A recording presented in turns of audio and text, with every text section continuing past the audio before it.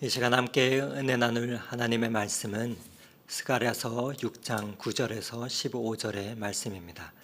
스가랴서 6장 9절에서 15절에 하나님의 말씀을 봉독해 드립니다. 여호와의 말씀이 내게 임하여 이르시되 사로잡힌 자 가운데 바벨론에서부터 돌아온 헬데와 도비아와 여다야가 스바냐의 아들 요시야의 집에 들어갔나니 너는 이날에 그 집에 들어가서 그들에게서 받되 은과 금을 받아 면류관을 만들어 여호사닥의 아들 대제사장 여호수아의 머리에 씌우고 말하여 이르기를 만군의 여호와께서 이같이 말씀하시되 보라 싹이라 이름하는 사람이 자기 곳에서 돋아나서 여호와의 전을 건축하리라. 그가 여호와의 전을 건축하고 영광도 얻고 그 자리에 앉아서 다스릴 것이요 또 제사장이 자기 자리에 있으리니 이 둘 사이에는 평화의 은혼이 있으리라 하셨다 하고 그 면류관은 헬렘과 도비아와 여다야와 스바냐의 아들 헨을 기념하기 위하여 여호와의 전 안에 두라 하시니라. 먼데 사람이 와서 여호와의 전을 건축하리니 만군의 여호와께서 나를 너희에게 보내신 줄을 너희가 알리라. 너희가 만일 여호와 너희의 하나님 여호와의 말씀을 들을진대 이같이 되리라. 아멘. 오늘은 주님께서 탄생하신 성탄을 기념하는 성탄 주일이고 이번 한 주간 내내 우리가 그 기쁨을 같이 나누기를 원합니다. 우리가 지난 그 대림절 기간에 아침마다 스가랴서를 묵상하였습니다. 스가랴서를 묵상한 이유가 예수님의 오심을 예언한 선지자가 스가랴이기 때문에 우리가 대림절에 의미 있는 묵상을 함께 하였습니다. 오늘도 스가랴서를 보면서 우리 주님의 탄생에 대한 의미를 함께 생각을 해보고자 합니다. 스가랴서 5장을 보면은 악한 여인을 에바에 가두고, 이 에바는 그 곡물을 측량하는 기구입니다. 통인데 그 에바에 가두고 시날 땅으로 보내는 그러한 그 환상을 스가랴가 보았다라고 우리가 어제 같이 묵상을 하였습니다. 이 시날 땅은 그 바벨론 제국으로 상징이 되는 그러한 그 땅이죠. 이 바벨론이라고 하는 것은 세상의 방식과 세상의 힘 그리고 세상의 가치관이 집중된 땅, 그것을 바벨론이라고 상징적으로 말을 합니다. 그 땅 사람들은 바벨탑을 쌓았던 사람들의 후예라고 하는 것을 우리가 잘 알고 있습니다. 일반 역사에서도 보면은 바벨론의 제국이 있었고 바벨론 사람들이 바벨탑을 쌓은 것을 우리가 알고 있는데 바벨론 국가가 시작이 된 것을 기원전 약 3,000년 정도로 보고 있습니다. 그러니까 지금부터 5,000년 전에 이 제국이 이제 시작이 되었다라고 이제 얘기하고 있고요. 또 바벨탑을 언제 쌓았는가 했을 때 이게 바벨탑이 성경에만 나오는 것이 아니라 일반 역사의 문헌 이제 고고학적 발굴에서도 알 수가 있는데 기원전 약 2300년 경에, 그러니까 지금부터 4300년 전에 신할 평야에다가 사람들이 바벨탑을 쌓은 것을 알 수가 있습니다. 성경도 그것을 증언을 해주고 있는데 창세기 11장 1절에서 4절에 이렇게 기록을 해주고 있습니다. 온 땅의 언어가 하나요 말이 하나였더라. 이에 그들이 동방으로 옮기다가 신할 평지를 만나 거기 거류하며 서로 말하되 자 벽돌을 만들어 견고히 굽자 하고 이에 벽돌로 돌을 대신하며 역청으로 진흙을 대신하고 또 말하되 자 성읍과 탑을 건설하여 그 탑 꼭대기를 하늘에 닿게 하여 우리의 이름을 내고 온 지면에 흩어짐을 면하자 하였더니, 이 창세기 11장 1절에서 4절까지의 말씀을 보면은 바벨탑을 왜 쌓았는지, 그리고 바벨탑을 쌓았을 때에 저들의 문명과 건축 기술이 어땠는가 하는 것을 간접적으로 우리가 볼 수가 있습니다. 즉 그 도시라고 하는 개념이 생겨납니다. 굉장히 오래전, 지금부터 4,300년 전에 도시라고 하는 개념이 이제 생겨나게 되는 것을 보여주고 있죠. 신할 땅은 문명의 발상지답게 강성하고 물질이 풍요했던 땅입니다. 그리고 다른 지역보다 굉장히 앞선 문명을 갖고 있었죠. 성경에도 보니까 돌 대신에 벽돌을 사용해서 건축을 했다 하는 것을 알 수가 있을 정도로 선진 문명을 갖고 있었던 것을 볼 수 있게 됩니다. 그리고 또 놀라운 것은 성읍과 탑을 건설하였다, 그렇게 얘기합니다.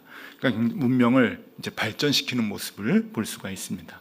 성읍과 탑을 건설했다고 하는 것은 여러분, 건물이 그 빌딩의 개념이 생겨났다라고 하는 것으로 이해를 해야 합니다. 상식적으로 여러분들 생각을 해볼 때 바벨탑을 어떻게 하루아침에 짓겠습니까? 그러니까 사람들의 거주 문화가 초가집을 살다가 토굴에 살다가 바벨탑을 지을 수 있는 것은 아닙니다. 그러니까 바벨탑을 지을 수 있을 만큼 기술이 축적이 되었다라고 하는 의미인데, 그만큼 이 신할 땅의 그 당시에 이 바벨 사람들의 문명은 굉장히 앞서갔다 하는 이야기입니다. 바벨탑을 그린 많은 상상도가 있는데 그 중에 가장 정확하다라고 인정을 받는 그림을 하나 여러분들에게 소개해 드리겠습니다. 이 그림을 한번 좀 보시죠. 이게 이제 바벨탑을 쌓는 그 당시 신할 사람들의 모양, 그 모습을 그린 것인데, 이것이 가장 잘 그 표현을 해주고 있는 그림이라고 여겨집니다. 근데 여러분, 저 바벨탑을 보지 마시고 그 바벨탑 뒤에 배경을 좀 보셔야 됩니다. 그 배경을 보면은 도시가 형성이 되어 있고 그 도시의 집들이 뭐 토굴이나 초가집이 아닙니다. 벌써 이미 2층, 3층의 건물을 짓고 살아가는 성읍과 그 건축의 기술들이 집약이 된 그러한 그 도시를 이루고 있고 형성을 하고 있다라고 하는 것을 우리가 볼 수가 있죠. 그런 기술의 그 토대 밑 아래서 이제 바벨탑을 짓는 이 신할 사람들의 모습을 우리가 볼 수가 있습니다. 스가랴 5장에서 보여주는 환상은 악한 여인을 대표하는 이 그 악의 여인을 잡아다가 그 신할 땅으로 보내버리는 것입니다. 그러니까 기원전 한 500년대의 일이니까 지금부터 2500년대의 일을 이제 스가랴 선지자가 기록을 해주고 있는 건데, 4300년대 바벨탑을 쌓았는데 지금부터 2500년 전이면은 한 2000년 동안 더 많이 발전을 했겠죠. 그 신할 땅, 그 바빌론이 있었던 그 신할 땅으로 이 악한 여인을 보내버리는 환상을 스가랴가 보게 됩니다. 스가랴서 5장 10절과 11절 말씀을 읽어드립니다. 내가 내게 말하는 천사에게 묻되 그들이 에바를 어디로 옮겨가나이까 하니 그가 내게 이르되 그들이 신할 땅으로 가서 그것을 위하여 집을 지으려 함이니라. 준공되면 그것이 제 처소에 머물게 되리라 하더라. 옛날부터 이 바벨론 지역에 건물을 많이 지었던 것 같습니다. 거기에 가서 집을 지으려고, 집을 짓게 하려고 보낸다. 그리고 그 집을 지으면 거기에 가두어서 거기에서 살게 하려고 이 악한 여인을 잡아다가 에바로 신할 땅으로 보내는 것이다. 그렇게 이야기합니다. 이게 무슨 말인가 하면은 지금 하나님께서 사람들을 구분하고 계시다라고 하는 겁니다. 여러분, 사람들은 가치관이 같은 사람들끼리 살아야 됩니다. 가치관이 틀린 사람들끼리 살면 갈등이 있고 참 힘이 들죠. 그래서 하나님은 지금 마치 선과 악을 구분하듯이, 그리고 어둠과 빛을 구분하듯이 심판을 하시면서 세상의 가치관을 가진 사람들과 하나님의 말씀으로 살려는 사람들을 구분하고 계시는 것입니다. 그래서 세상의 가치관을 갖고 살아가는 악한 여인, 대표성을 갖고 있는 그 악한 여인을 잡아다가 세상 사람들의 가치관으로 살아가는 가장 중심된 지역 신할 땅으로 지금 보내버리고 있는 것입니다. 그래서 집 짓고 거기서 살아라, 거기 갇혀서 살아라 라고 하나님은 책망을 하시고 벌을 주시는 것이죠. 왜냐하면은 지금 예루살렘은 성전을 재건해야 되는데 하나님의 법으로 사는 사람들이 성전을 건축해야지, 세상의 가치관으로 살아가는 사람들이 성전을 재건한다고 같이 섞여 있으면 안 된다 라고 하는 하나님의 생각과 기준에 의해서 이 악한 이 여인은 이 신할 땅으로 보내지게 되는 것입니다. 바로 예루살렘은 하나님의 법으로 사는 사람들이 성전을 건축하는 것이고, 신할 땅은 세상의 가치관으로 사는 사람들이 바벨탑을 건축하는 지역인 것입니다. 그러니까 성전을 짓는 데는 바벨탑 짓는 사람들의 기술과 힘이 필요 없다라고 하는 하나님의 아주 강렬한 메시지인 것이죠. 자, 오늘은 그 뒤를 이어서 스가랴서 6장을 이렇게 보게 되는데 그 6장에도 매우 중요한 모습이 나오게 됩니다. 이 신할 땅에서 은과 금을 가지고 세 사람이 예루살렘으로 오게 됩니다. 10절에 보니까 헬데와 도비야와 여다야라는 이름을 갖고 있는 사람들인데 이 헬데는 또 14절에는 헬렘이라고 같은 사람입니다. 이름은 좀 다르지만 같은 사람인데 이들이 어떤 그 지위에 있었고 어떤 역할을 한 사람들인지는 성경에 다른 곳에 나와 있지 않아서 이들이 누구인지는 잘 모르지만은 어쨌건 이 신할 땅에서 대표성을 갖고 이 세 사람이 예루살렘에 오게 되는데 은과 금, 당시에 가장 귀한 보물을 가지고 예루살렘으로 오게 됩니다. 그래서 이 은과 금을 가지고 녹여서 왕관을 만들었다, 면류관을 만들었다 하고 그 면류관을 대제사장 여호와에게 씌우는 장면이 나옵니다. 굉장히 이 장면이 아주 상징적이고 오묘한 뜻이 있는데 그 장면을 오늘 본문 말씀에서 제가 읽어드리겠습니다. 11절에서 13절까지 스가랴서 6장 11절에서 13절입니다. 은과 금을 받아 면류관을 만들어 여호사닥의 아들 대제사장 여호수아의 머리에 씌우고 말하여 이르기를 만군의 여호와께서 이같이 말씀하시되 보라 싹이라 이름하는 사람이 자기 곳에서 돋아나서 여호와의 전을 건축하리라. 그가 여호와의 전을 건축하고 영광도 얻고 그 자리에 앉아서 다스릴 것이요 또 제사장이 자기 자리에 있으리니 이 둘 사이에 평화의 의논이 있으리라 하셨다 하고. 한국말인데 너무 어렵습니다. 이거는 목사가 해결해 주지 않으면 우리가 이해할 수 없습니다. 여기 11절에 보면은 면류관을 만들었다. 근데 이 면류관이요, 히브리 원어를 보면 복수로 나옵니다. 아타로트 해가지고 복수입니다. 그러니까 2개 이상이라고 하는 뜻이죠. 근데 이 복수의 면류관을 만들어서 누구에게 씌웠는가 하면은 싹이라 이름하는 사람. 이 싹이라 이름하는 사람은 계속 스가랴서에서 나오는데 총독 스룹바벨을 얘기합니다. 그러니까 총독은 그 당시에 왕의 역할을 했죠. 이 왕이 되는 스룹바벨과 그리고 제사장 역할을 하는 대제사장 여호수아, 이 두 사람에게 면류관을 씌웠다라고 하는 겁니다. 이 두 사람은 하나님의 성전을 건축한 사람이고 또 하나는 하나님에게 평화를 주는 사람입니다. 대제사장, 하나님과의 관계에서 죄가 사함을 받고 평안을 얻는 사람들인데 하나님의 성전을 완성시키고 백성들에게 평화를 주는 사람. 그래서 이 평화를 두 사람이 논의한다라고 이제 얘기를 하고 있는데 이렇게 하나님의 성전을 완성하여서 백성들을 평안에 이르게 하는 이 두 사람에게 왕입니다. 당신이 왕입니다. 라고 왕관을 씌워서 그 머리에 씌워주는 대관식을 하고 있다라고 하는 겁니다. 굉장히 의미가 있는 지금 이야기이죠. 정리를 해드리면 이런 뜻입니다. 신할은 우리가 잘 알듯이 바벨론 땅이라고 얘기했습니다. 예루살렘으로부터 동쪽에 있는 지역입니다. 지금의 이란과 사우디아라비아 그 사이에 있는 거죠. 고대 문명 발상지라고 하는 티그리스강, 유프라테스강 그 유역의 지역입니다. 이 바벨론에서 살던 대표자 셋이 은과 금 가장 귀한 보물을 갖고 와서 그것으로 왕관을 만들어서 성전을 건축하는 자와 평화를 주는 자에게 왕관을 씌워 주었습니다. 우리의 왕입니다 라고 하는 것이죠. 신할 땅에 살던 사람들이 돌아와서 새로운 왕에게 경배하는 겁니다.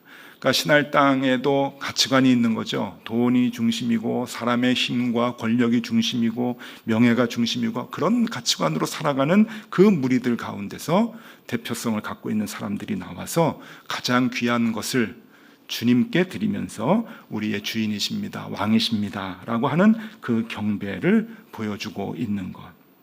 이것은 참으로 귀한 상징적 의미를 우리에게 준다고 하는 것입니다.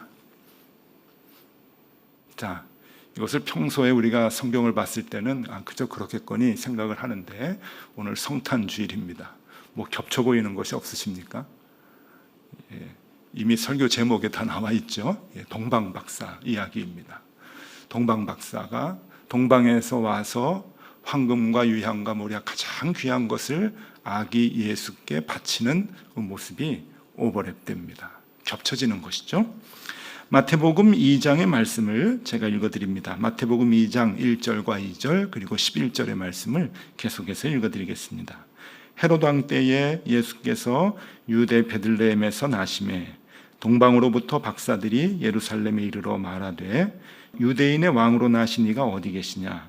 우리가 동방에서 그의 별을 보고 그에게 경배하러 왔노라 하니 집에 들어가 아기와 그의 어머니 마리아가 함께 있는 것을 보고 엎드려 아기께 경배하고 보배합을 열어 황금과 유향과 모략을 예물로 드리니라. 베들레헴 아주 작은 고을에 그것도 마국간 그리고 말 구유 위에 누우신 그러한 아기 예수를 보고 동방에서 온 이 박사들이 가장 소중한 것을 주님께 바치며 아기 예수를 경배하는 모습입니다. 스가랴서를 우리가 공부하고 묵상하고 있는데 이 스가랴서는 이렇게 장차 오실 예수님에 대한 예언의 말씀을 우리에게 해주고 계십니다. 예수님이 왕으로 대제사장으로 이 땅에 오신 것이죠. 스룹바벨의 역할을 하는 분, 그리고 대제사장 여호수아의 역할을 하는 분이 바로 예수님이다 라고 하는 것을 스가랴는 우리에게 얘기해 주고 있고, 동방에서 사람들이 와서 왕관을 만들어 그 머리에 씌워주는 대관식을 하는 것이 동방 박사들이 와서 황금과 유향과 모략을 아기 예수께 바치는 예언자적 그러한 그 소리로, 얘기로 우리에게 해주고 있는 것입니다. 아기 예수를 우리의 왕으로 모시는 대관식의 모습인 것이죠. 이 동방의 박사들을 보면은 그 헬라어를 보면은 마기라고 써져 있습니다. 마귀가 아니고요, 마기라고 하는데 이 마기라고 하는 단어는 그 동방 지역, 그 문명이 발달했던 그 동방 지역에서 굉장히 그 존경을 받는 지혜자, 현자를 마기라고 그렇게 이제 기록을 예전에 이렇게 썼어요. 그 마기라고 하는 단어를 헬라어 본문에 보면은 쓰고 있는데, 이 마기는 동방의 신할 땅, 그러니까 지금으로 그 오늘의 언어로 표현하면은 선진국이죠. 문명이 앞서가는 그 선진국에서 생활했던 자들이고, 거기에서도 지위가 높았던, 존경받는 자들이었죠.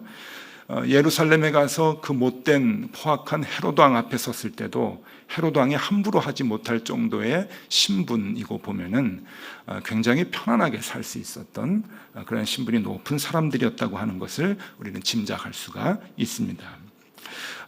그 당시는 바벨론이 아니고 이제 페르시아 제국으로 변화되었죠. 이 페르시아 제국에서 그렇게 살고 있었던 동방의 박사들이 그곳에서 나와서 멀고 험한 작은 고을 베들레헴으로 와서 아기 예수께 경배하는 모습, 이것은 우리에게 많은 것을 얘기해 주고 있습니다.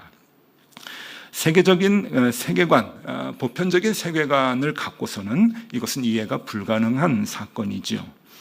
그들은 세상적인 힘과 물질적 가치가 아닌 하늘의 가치를 보았기 때문에 그들이 살고 있었던 신할 땅에서 벗어나 베들레헴까지 올 수가 있었습니다.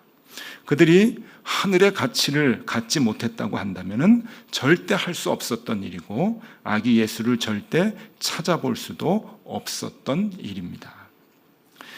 신학자들의 논쟁이 조금 있어요. 동방 박사들이 예루살렘에 있는 헤롯이 있었던 궁으로 찾아갔던, 예루살렘으로 찾아갔던 것은 왕이 예루살렘에서 태어나기 때문에 그런 것이 아니냐.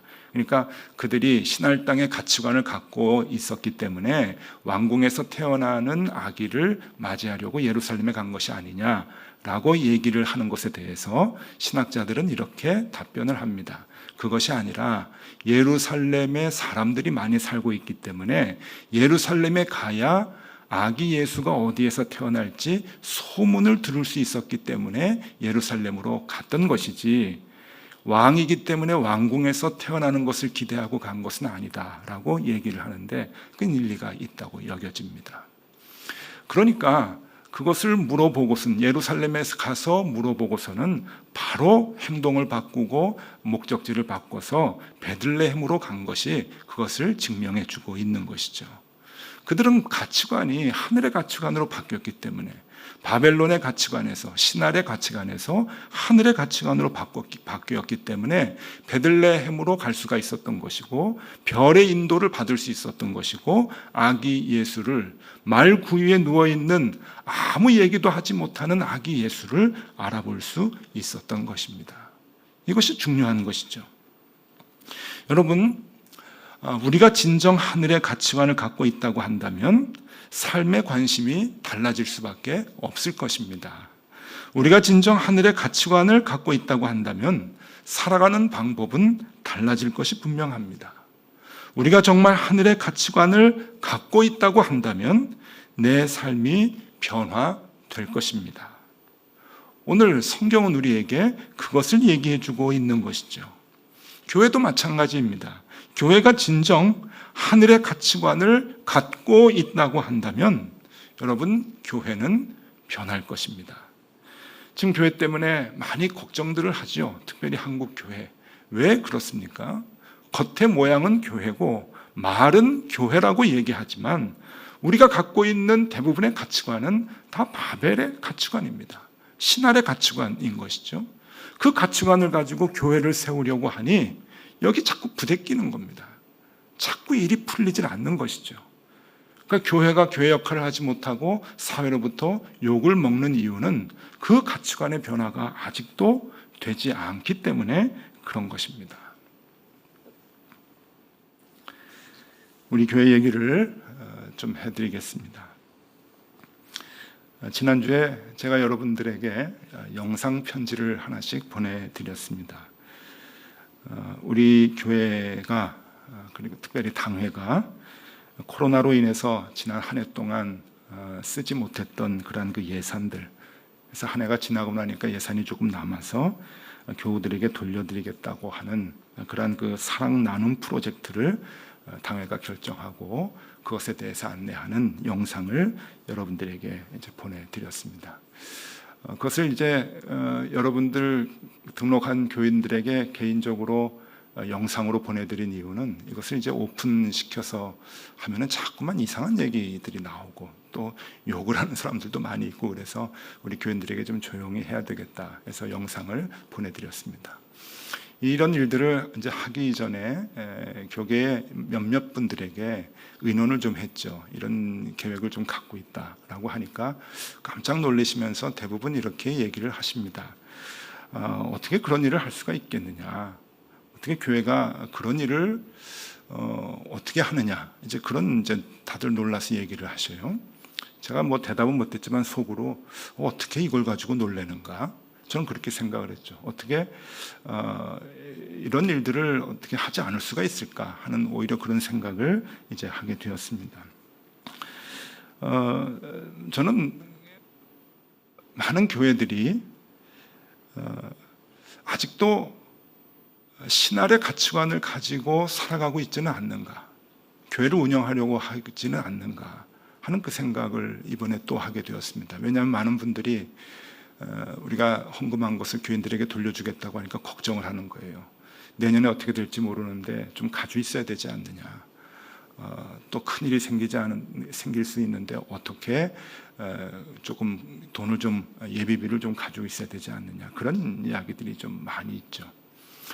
우리는 특별히 학교에 새들어서 이제 교회 생활을 하고 있기 때문에 언제 쫓겨날지 모르는 운명적인 그런 그 존재들입니다. 그리고 또 한번 쫓겨나 본 경험도 있고요. 그러니까 이런 큰일을 당할 때 돈을 좀 갖고 있어야 된다 하는 생각들을 외부에서는 좀 하는 것 같아요. 근데 여러분, 저는 이런 모든 생각이 바벨의 가치관이라고 생각을 합니다. 우리가 하나님을 믿고 하나님을 의지하는데 돈을 쌓아두어야 마음이 든든하다. 그건 아니라고 생각을 합니다. 그래서 언제나 연말에 돈이 남으면 그것은 써야 한다고 생각을 하는 것이죠. 돈이 있어야 되고 예비비로 쌓아둬야 되고 또 모아서 화려하게 건축을 해야 되는 것, 여러분 이것은 신할의 가치관이고 바벨의 가치관입니다. 이것으로는 하나님이 원하시는 성전을 건축할 수 없다고 저는 생각을 합니다. 아직도 우리가 하나님께서 기뻐하시는 바른 결정을 할 수 없고 또 그런 결정들을 상식밖이라고 이상하게 생각한다고 하는 것은 아직 우리도 모르게 동방에 살고 있기 때문이라고 여겨집니다. 바벨탑을 욕하면서도 바벨탑을 높이 쌓는 일에 관심을 많이 갖고 있기 때문이라고 여겨집니다. 바벨탑을 쌓는 일보다 더 중요한 것이 있다고 아는 것을 아는 사람만이 베들레헴의 아기 예수를 알아볼 수 있게 되는 것이고 그분이 나의 진정한 왕이 되신다고 하는 것을 고백할 수 있는 것입니다. 그렇게 우리가 아기 예수를 알아보게 되면 모든 가치의 기준이 달라지게 됩니다. 돈이란 것은 움켜쥐어서 많이 가져야 힘이 된다고 하는 그 생각을 버릴 수 있게 되는 것이죠. 그래서 돈이라고 하는 것은 서로 나눠야 힘이 된다고 하는 것을 비로소 알게 되는 것입니다. 신할 땅의 가치관에서 예루살렘의 가치관으로 바뀌는 것을 말합니다.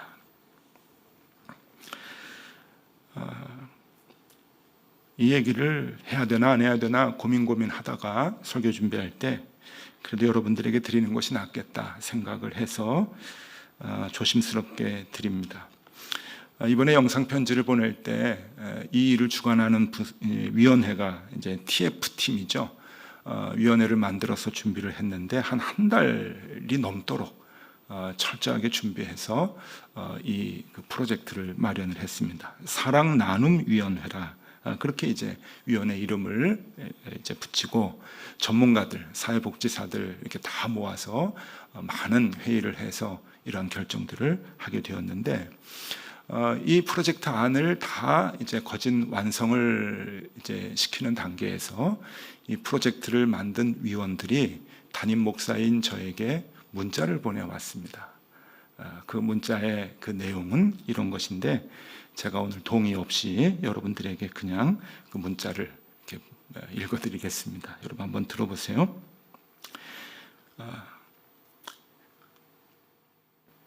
우리는 얼마 전에 유무상통하는 초대교회에 관한 설교를 들었습니다. 초대교회처럼 유무상통은 하지 못하더라도 교우들이 하나님께 드린 헌금으로 지원이 필요한 교우들에게 그 헌금의 일부를 나누려고 합니다. 교회는 50가정에 가정당 70만 원씩 3개월 동안 지급하고자 합니다. 힘들고 어려운 환경을 벗어나기에는 부족한 액수이지만 이 나눔을 통해 세상에서 힘들고 어려워진 분들에게 예수님의 위로와 사랑이 전해지는 기회가 되었으면 좋겠습니다. 재정 지원이 필요하신 분들이 예수님께 기도하는 심정으로 신청하여 예수님의 위로를 느끼는 기회가 되었으면 좋겠습니다. 환경과 처지가 빠르게 개선되지는 못할지라도 하나님께서 여호와 이레로 함께하고 계심을 믿는 계기가 되었으면 좋겠습니다. 이 일로 교회가 본질을 회복했으면 좋겠습니다. 이상과 같은 문자입니다. 제가 이 문자를 받고 마음이 너무 기뻤습니다. 왜냐하면은 하나님이 우리에게 말씀을 주시면 그 말씀대로 살려고 하는 사람들이 우리 교인들 중에 있기 때문입니다. 그리고 신할의 가치관, 바벨의 가치관에서 나와서 예루살렘의 성전을 짓고자 하는 분들이 우리 교회에 많이 있기 때문에 그렇습니다.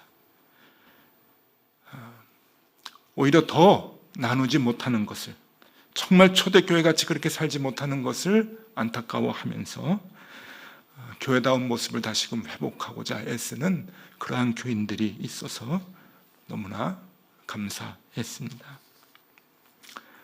그리스도인들은 바벨론의 가치관을 갖고 사는 사람들이 아닙니다. 그런 사람들로는 교회를 세워나갈 수 없습니다.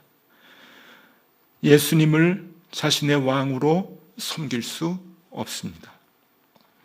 화려한 문명의 땅 동방을 떠나 베들레헴에 태어난 아기 예수를 왕으로 경배하기 위해 길을 떠난 동방 박사들 같이 나의 가치관이 변화되고 나의 가장 소중한 것들, 나를 편안하게 해주고 나를 존귀하게 해주는 그러한 물건들을 오히려 가치 없다 여기고 오히려 그것을 다 내려놓을 수 있는 그러한 동방의 박사들의 그 삶의 가치관이 우리의 가치관이 되어야 할 것입니다.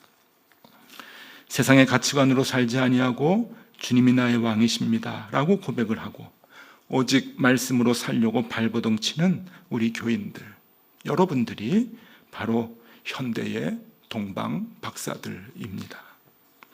주님이 나의 왕이십니다. 그 고백을 하는 날, 그날이 바로 성탄절이겠죠. 이번 성탄절에 그런 고백을 하는 우리 모두가 되면 좋겠습니다. 우리 교회가 그렇게 아름다운 성전을 지어가는 교회가 되기를 소망합니다. 기도하겠습니다. 주님, 동방 박사는 어려서 성탄절 영국에서나 맡아왔던 역할이었습니다. 그러나 이제는 내 삶에서 진짜 동방 박사가 되게 하여 주시옵소서. 세상의 방법과 가치관에 휩쓸려 힘과 권세와 명예, 돈과 반짝거리는 것을 쫓아 사는 것이 아닌 그것의 삶의 방식을 떠나 주님의 가르침대로 살고자 고백하며 주님의 다스림을 소망하는, 그래서 나의 왕이 되시는 주님께 왕관을 씌워드리는 진짜 동방 박사가 되게 하여 주시옵소서. 그리고 우리의 자녀들은 함께 아기 예수를 경배하는 목자들이 되게 하여 주시옵소서. 예수 그리스도 이름으로 기도드리옵나이다. 아멘.